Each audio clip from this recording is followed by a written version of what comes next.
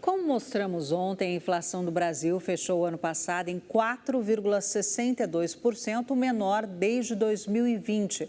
Para o nosso comentarista Ney Gonçalves Dias, os brasileiros têm muitos motivos para comemorar este índice. Então, as gerações atuais não sabem o que é inflação, que é o câncer da economia aqui em qualquer lugar. O Brasil passou o século XX inteiro com inflação. Inflação é o seguinte: você tem R$100 e você pretende comprar 5 coisas no supermercado. Você chega lá e não consegue comprar mais do que 2, porque o preço aumentou. O Brasil, a inflação era tão terrível que tinha os remarcadores. O sujeito aumentava o preço de noite. Os funcionários trabalhavam de noite nos supermercados, passava a madrugada inteira com a maquininha aumentando o preço, aumentando o preço, aumentando o preço. É uma coisa terrível que as gerações atuais não conhecem. Você está vendo os Estados Unidos, a maior economia do mundo, o teto de inflação americana é de 2%. Ele está em 3 e pouco. Faz 3 anos que os americanos estão aumentando a taxa de juros como nunca aumentou nos últimos 40 anos para poder conter a inflação, porque é um câncer. A Argentina chegou agora a 211%.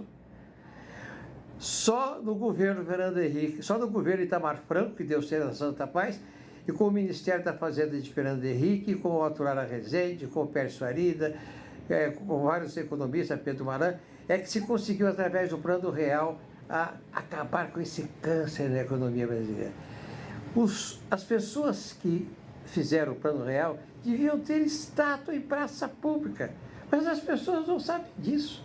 Só as donas de casa reclamam quando aumenta um pouquinho o preço do produto que ela está comprando em função da compra da semana passada.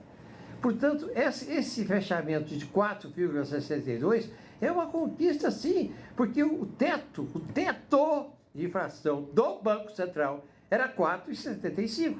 Aí você fala assim, pô, mas por que é bom? É bom porque você compra mais com o seu dinheiro, é bom porque cai a taxa de juros, porque cai o juro para você comprar automóvel, para você comprar geladeira, para você comprar uma televisão. É isso.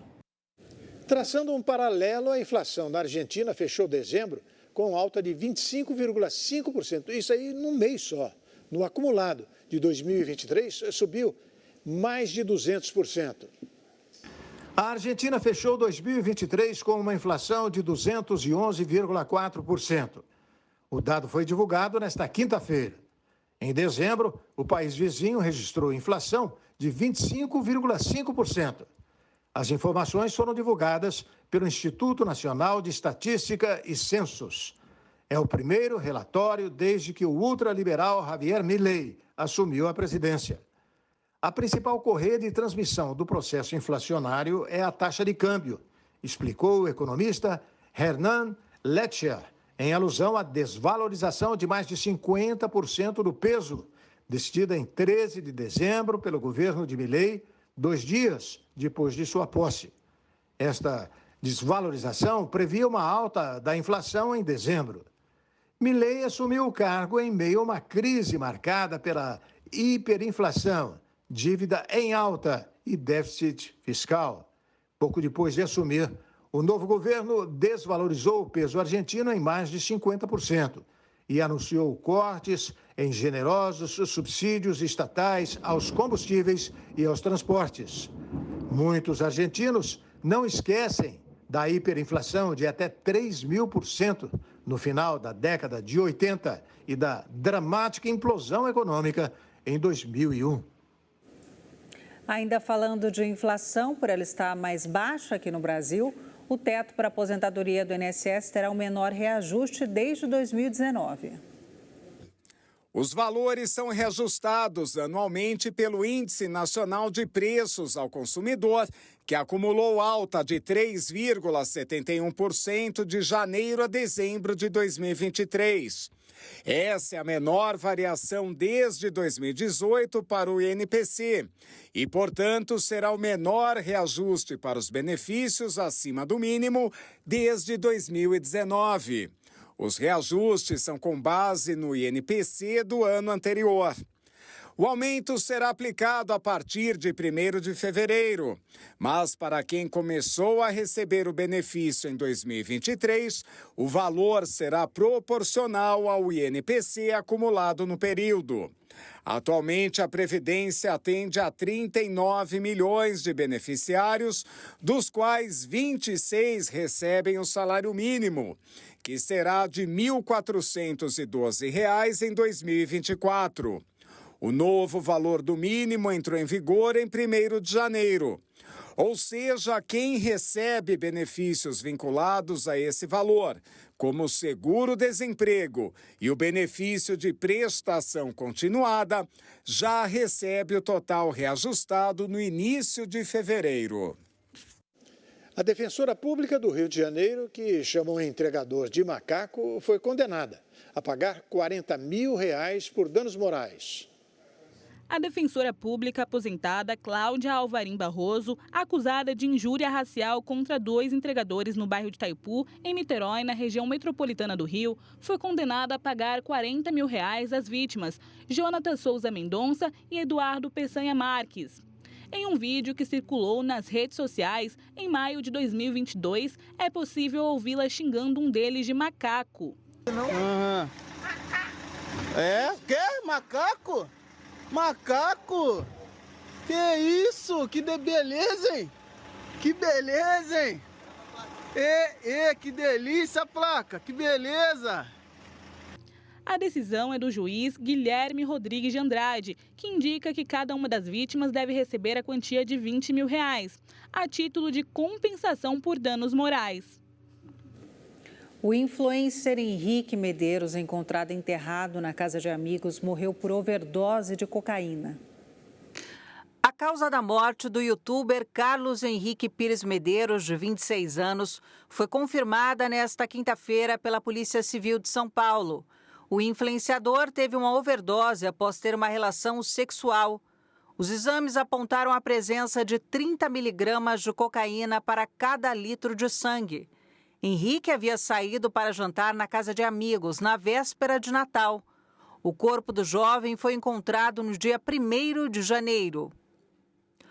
Conforme o titular do 1º DP do município e responsável pelo caso, as investigações já davam conta que a morte de Henrique poderia ter ocorrido a partir da combinação de cocaína e lança-perfume, além do aumento da pressão arterial durante a relação sexual.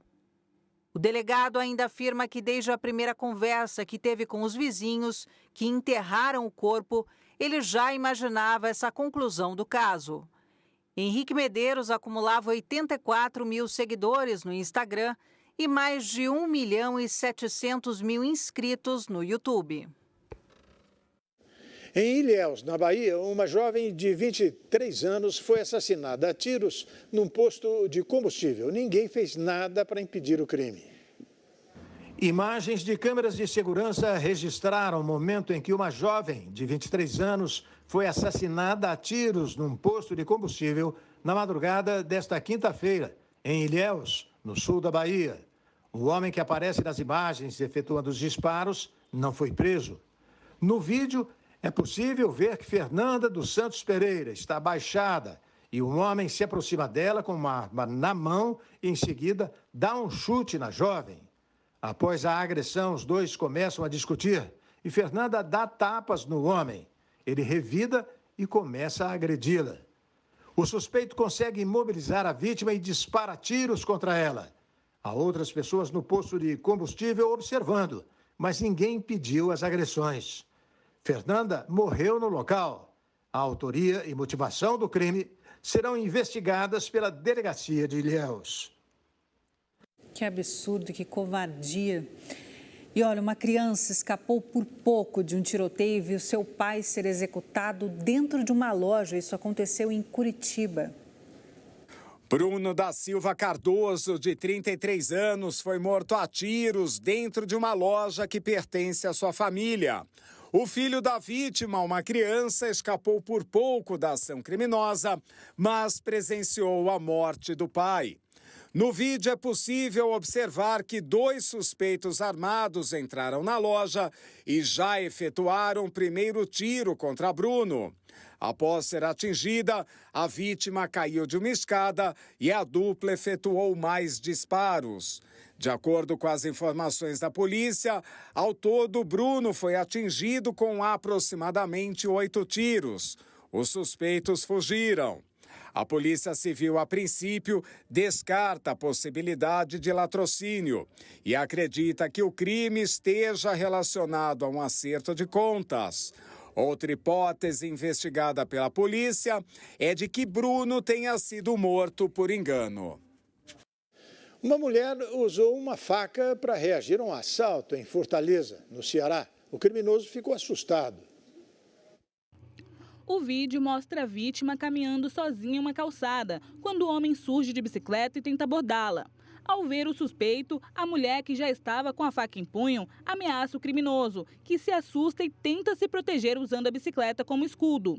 Ainda durante a abordagem, a vítima tentou retornar no caminho, mas o homem foi na mesma direção que ela. Então, a mulher novamente ameaçou o criminoso com a faca, levando ele a fugir na bicicleta.